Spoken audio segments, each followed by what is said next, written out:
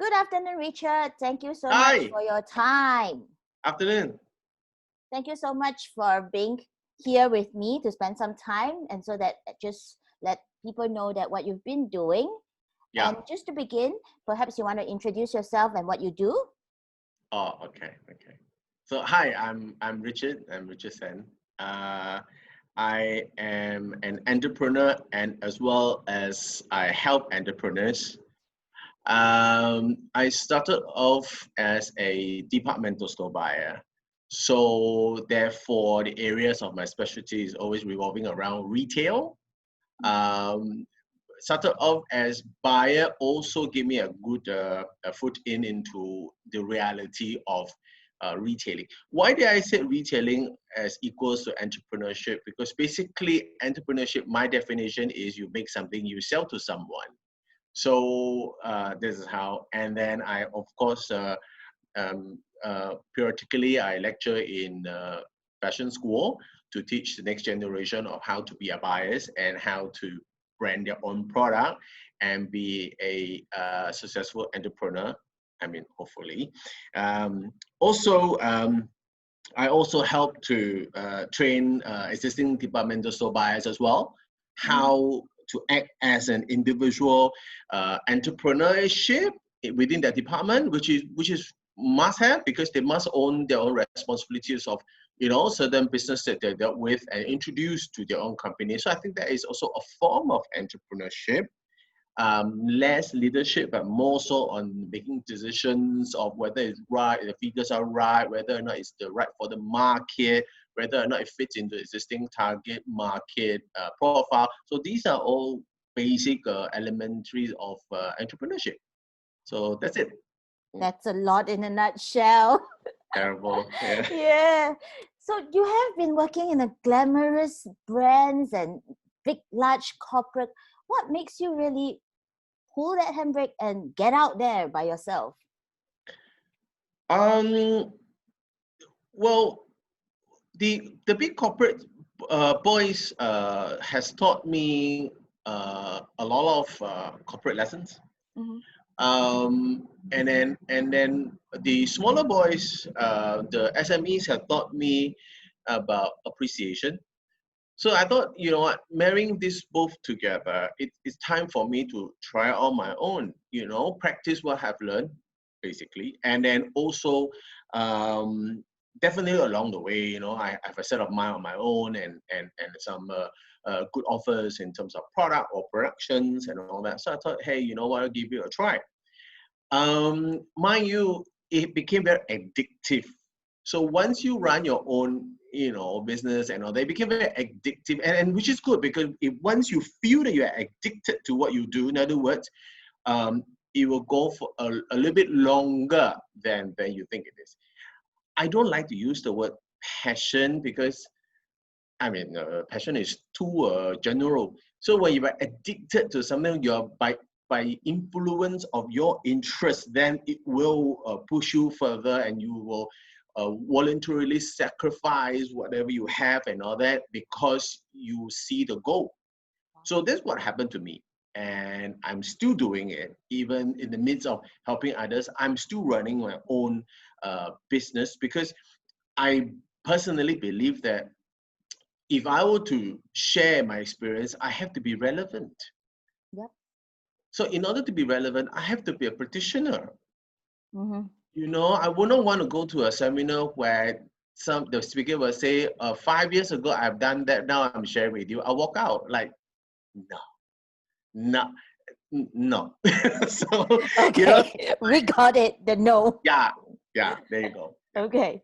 So, what's some of the biggest lessons from your addiction and being relevant have taught you as an entrepreneur? Um, Very painful lessons. Just very simple, just three items. One is impulse decisions. Okay. One big lesson you have learned,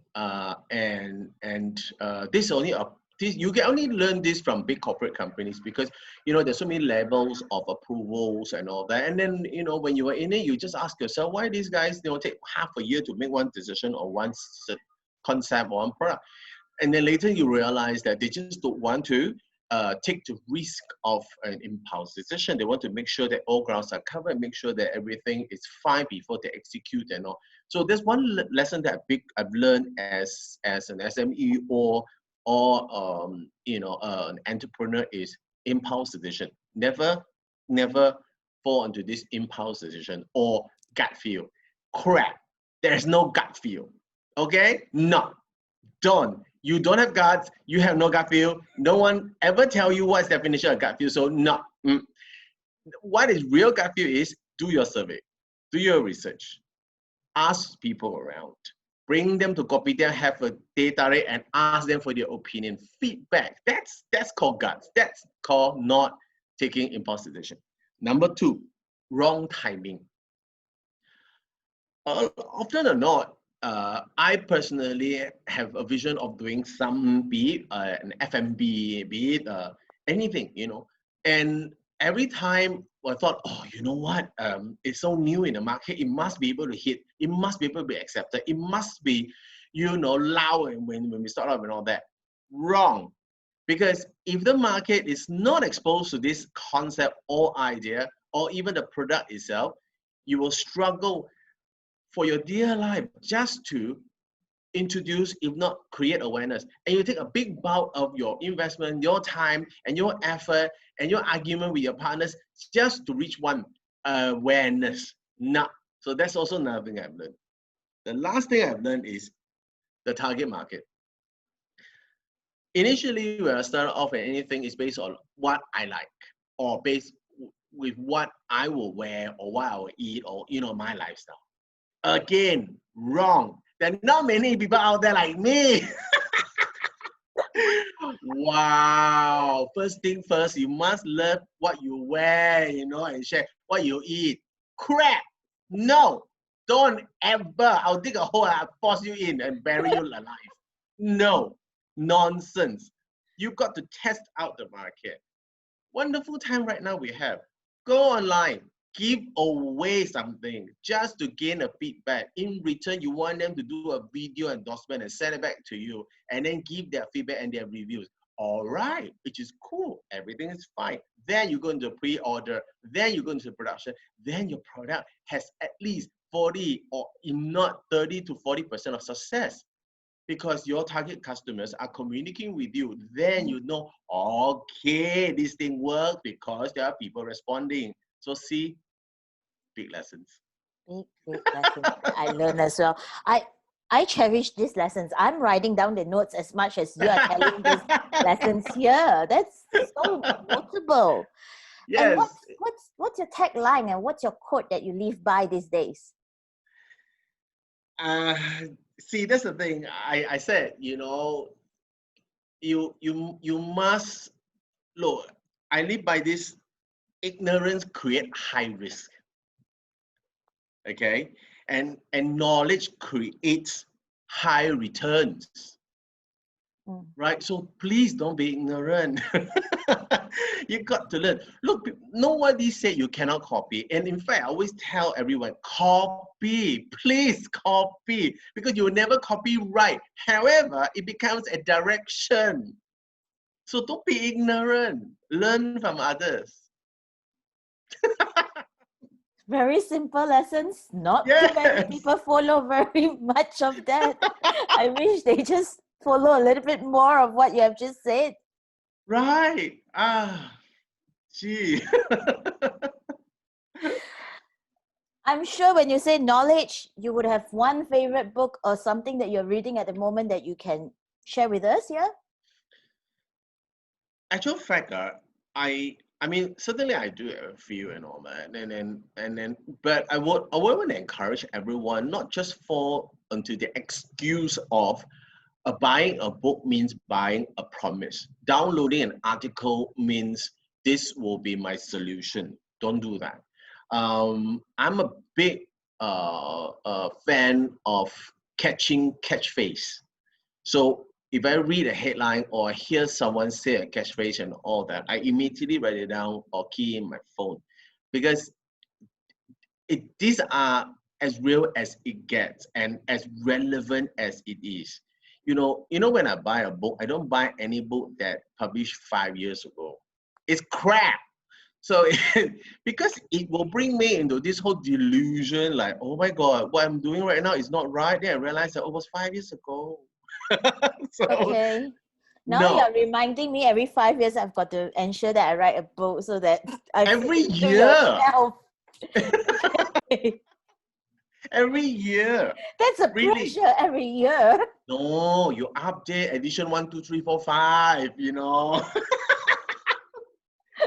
Currently, I'm reading, which is not new. This book is not new, but I only got the time to actually read. Much of friends' recommendation is Blue Ocean Shift. Okay. Very basic, very simple strategy Mm-hmm. of telling you. Most importantly, this book teaches you to remind you that okay, this is what you want to do. You decide this is the thing that you want to do, be it a product or a brand or a concept and all that. Make sure that you're very certain this is what you want to do. Okay.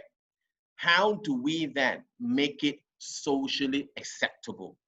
So this book teaches you like, don't change your decision halfway through. Don't be impulsive or influenced by any other factors and all. Stick to it step by step. Where is a good location, all the 5 Ps, but in a more relevant way.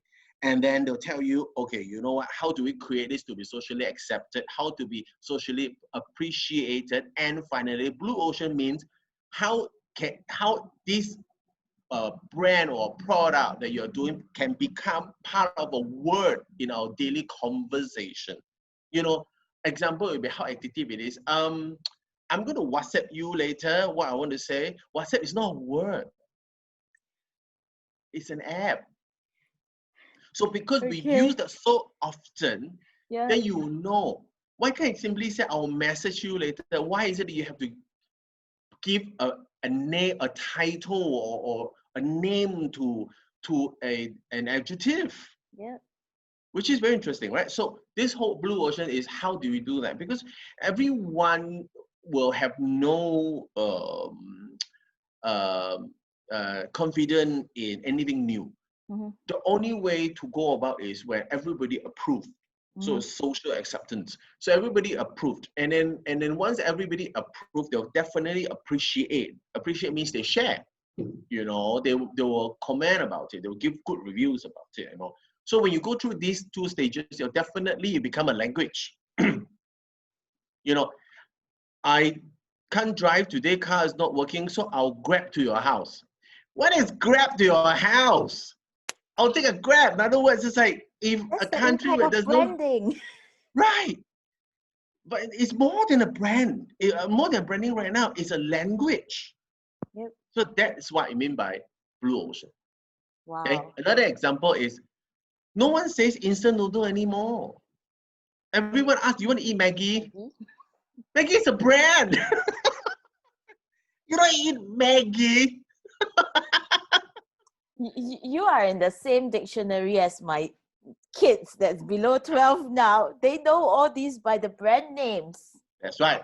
And That's what I that's said. so impactful. That's right. That's why I said from the beginning of our interview, I have to be relevant. I have to be a practitioner. I must live in that lifestyle frame if I want to coach. So then people are able to relate to me. Again, as I said, the three things I've learned in my entrepreneurship is target market, understanding them. So I am practicing not even just for my business, even through the coaching process as well. If my audience do not even relate to what I said or understand what I say, does it matter whether I'm a PhD or a holder or nothing? Somebody once told me, Richard, I want you to coach me because you tell me exactly what to do now, not give me a frame and I'm supposed to make up, sense out of it. And because I can't make out even my own lifestyle sense, how do you think I can figure out something that is of great importance or responsibility? Yes. So I said, which is right. So I kindly told the char kway teow man, you char kway teow put in a container and work with Food Panda, as clear. That's it. That's relevant, right? So Yeah. this is how. Yeah. Wow. I myself have read that book, and I always call that book a upgrade version of Yeah. the old 4 Ps. Yeah. Yeah. Yeah. That's true. And it's timeless. This a book, because it's like it pull you back to reality, and then it forms like a checklist, like, okay, where did I go wrong, where is the off tangent of my business, or as a decision maker. And Yeah. also, I would say that just one little phrase to add on is Mm. not to short sendiri. Never. Whoever say that, please, I don't want to friend you. Sometimes we are in our own little Therefore, comfort, little things that we do. that's it. So that is called ignorance. Absolutely. So, what's one last conclusion or one last sentence that you would want to share with, just to conclude today's session? Mm. I'm not. Uh, I'm not saying you shouldn't be an entrepreneur. I encourage you to be an entrepreneur. We are born to be an entrepreneur and not of a serviceman, because we own our own time and our own mind. So if you're a serviceman, in other words, you're an employee, you don't have your time nor yourself. You belong to the company and expected to be like the company. So therefore, everyone should be an entrepreneur, whether you are small or big or aim to be even bigger. Everyone should have the opportunity to exercise their own rights and have and a chance to prove themselves that they are actually good at something. Wow. Yeah, That's a great lesson today. Thank you so much for your time. I'm sure no they would have problem. learned a lot from you. And if they have any other comments or they would like to know more, I Yeah. would definitely, would it be okay that they actually leave some message and comment so that, No, they should. They should. Look, as I said, I must clarify. I am not God. I don't know everything, but I only know what is important right now. mm-hmm, That's all. I don't live by yesterday or aspire to be tomorrow. I don't, because I don't know how. All I can know is I make preparation for anything that comes tomorrow. Another thing is I've learned how to not make the same mistake as yesterday. That's all. Therefore, I only know now. So I feel that a lot of people out there are very misled, or go into this whole spiral mm-hmm, of fantasy. mm-hmm, Like, you know what, I need a quick fix. I need a knowledge. So I pay for what, close to 5 figures, to mm-hmm. attend a conference and listen to somebody and all that. At the end of the day, you have got this, like you say, short simility thing. It's like a booster to your ego. Oh my God, I've learned, I know. Okay, now how do I practice? So there is no steps and all. Okay, there are also people who will go by steps of teaching you how, almost giving you a checklist. But again, the checklist is very general. I'm not saying that I customize checklist, but the checklists in general are so general, so absurd, that you don't know how to link back to what you have in mind. So that's exactly what I want to tell everybody out there. And that is also why, in the midst of how busy I am, I still enjoy going back to teach in school. Reason is this, very simple. If the generation Z, which age of 18 to the 25, Mm-hmm. versus I as a generation Y, X, generation X, yeah. Okay. Yeah. I'm Secret at a borderline. exposed. I'm at a borderline. Secret exposed. So my point is, if I can share something with them and that generation and able to adapt what I've shared with them, it gives me great satisfaction, because they see the relevance in what I said. Yep. You know, look, all of us need young generation. Of course. We need somebody in the workforce or in the industry who are young because they are the sustainability workforce. Mm. They need to be around to pop some ideas we never thought of, Yep. to take that risk, to you know, to jazz up the entire situation. We, all of our generations are far too safe, far too ignorant in that sense, you know. So that's why I enjoy doing that, and that keep me alive in many ways. So I really want everyone out there to be very careful with what you want to learn and who you want to learn from. You know, you got to find a relevant person who is now, rather than, you know, they've done great things in the past. Right, well and good, okay. Noted. We got that message. You know, or you know, I got this prediction that's going to be like this. Right, okay, I'll write it down, I'll put it in the post it and stick on the wall. And, okay, I'll look at it again 2 years time. That's what they said, and there you go. Wow. Yeah. Thank you for a great afternoon. I think we need to ponder upon all the points that you have just shared today. That's a lot to digest, and we need to just get a bit of time to get through that. No, it's I'm just telling the truth now, honestly. I'm very sure a lot of people out there are able to resonate and relate to what I have just said. It's just that it could be the ego, it could be there are many factors of not admitting it or coming out and say, hey, you know what, yeah, in actual fact, yes, this is the problem. This is the core of it, you know. So, and you know, the practicing entrepreneurs, they can't lose. So all this pride and all that just become a hindrance.